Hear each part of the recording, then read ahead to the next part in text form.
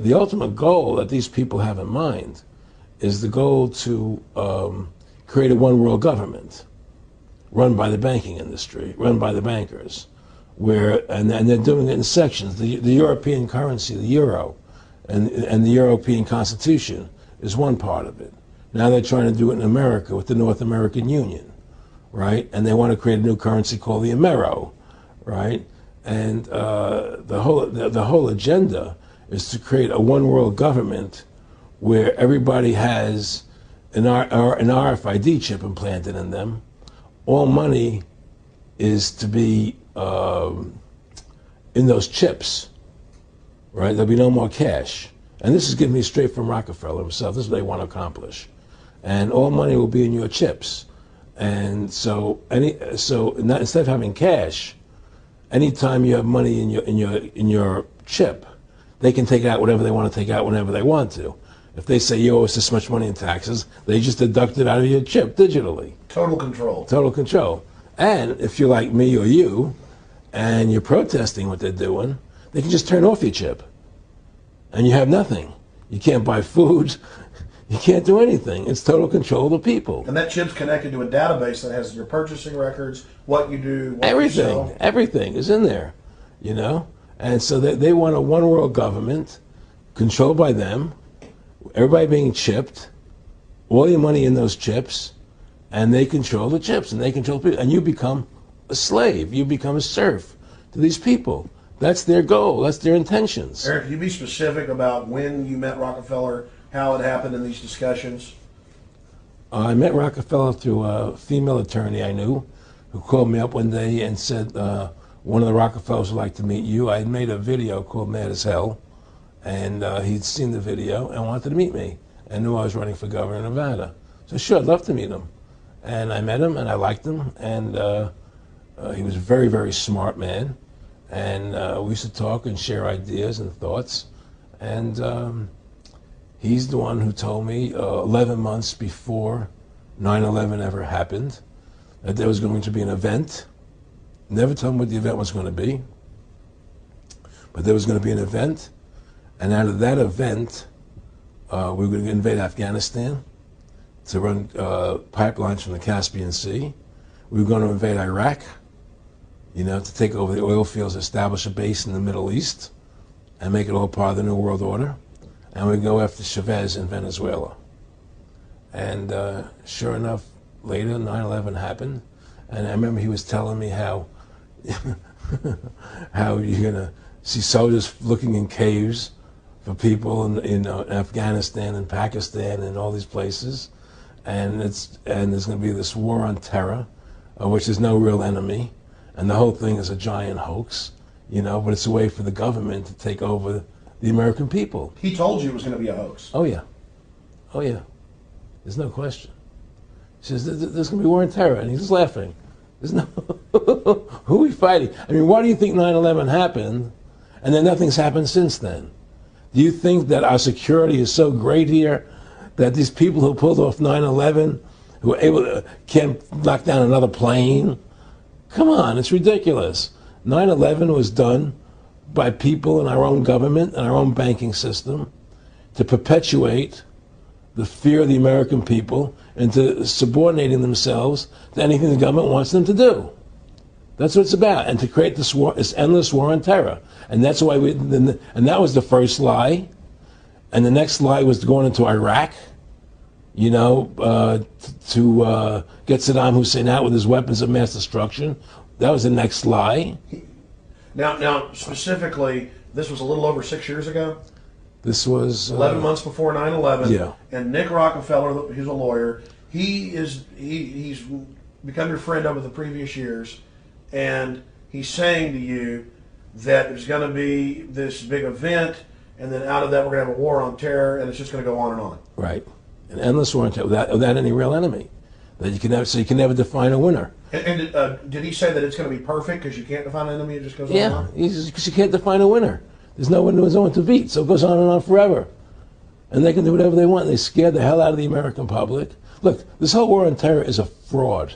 It's a farce. It's very difficult to say it out loud because people are intimidated against saying it. Because if you say it, they want to make you into a nutcase. Let's But be the truth has to come out. That's why I'm doing this interview.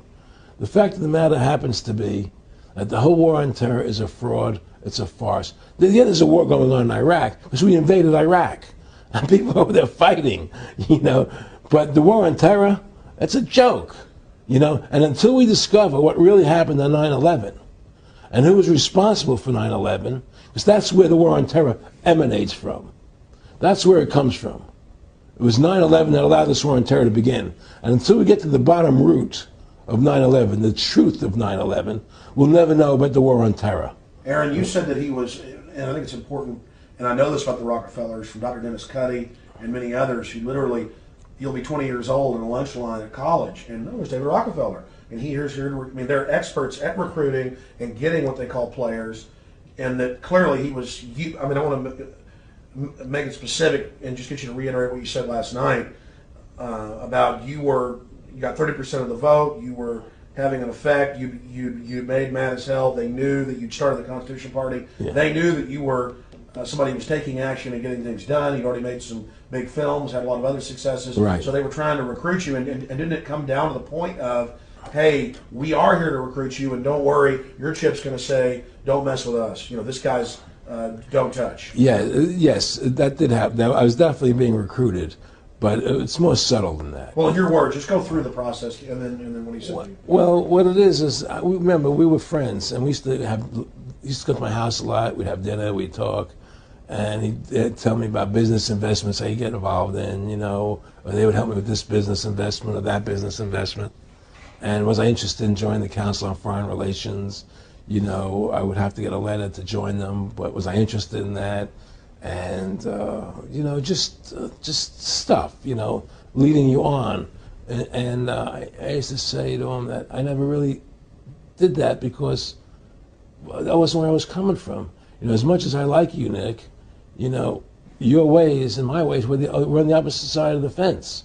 You know, I don't believe in enslaving people, you know, and he would come back with, oh, I do? Or? Well, it would be more like, you know... It's better for them. Well, it's more like, you know, how do I put it? It was like, what do you care about them? What do you care about those people? What difference does it make to you? Take care of your own life. Do the best you can for you and your family. What do the rest of the people mean to you? They don't mean anything to you. They're just serfs. They're just people. You know, it was just a lack of caring, you know, and that's just not who I was. It was just sort of like cold, you know. It was just like cold, you know. And I used to say to him, what's the point of all this? You have all the money in the world you need. You have all the power you need. What's the point?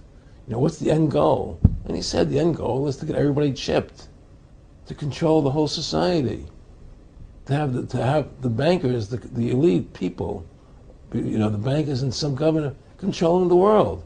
And I said, all the people in the Council on Foreign Relations believe this way you do? He said, no. You know, most of them believe they're doing the right thing. A lot of them believe it's better off being socialistic.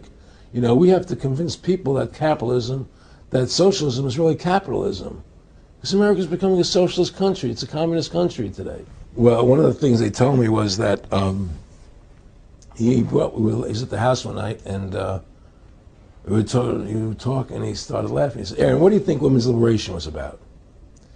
And I said, I had pretty conventional thinking about it at that point. I said, I think it's about women having the right to work, getting equal pay with men, just like they won the right to vote, you know? And he started to laugh. He said, you're an idiot. And I said, why am I an idiot? He said, let me tell you what that was about.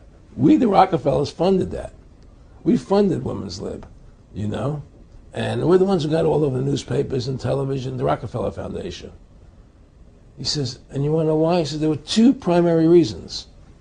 And they were, one reason was we couldn't tax half the population before women's lib. And the second reason was, now we get the kids in school at an early age. We can indoctrinate the kids how to think. It breaks up their family. The kids start looking at the state as the family, as the school, as the officials, as their family, not as the parents teaching them. And so those are the two primary reasons for women's lib, which I thought up to that point was a noble thing. You know, when I saw their intentions behind it, where they were coming from when they created it, the thought of it, I saw the evil behind what I thought was a noble adventure.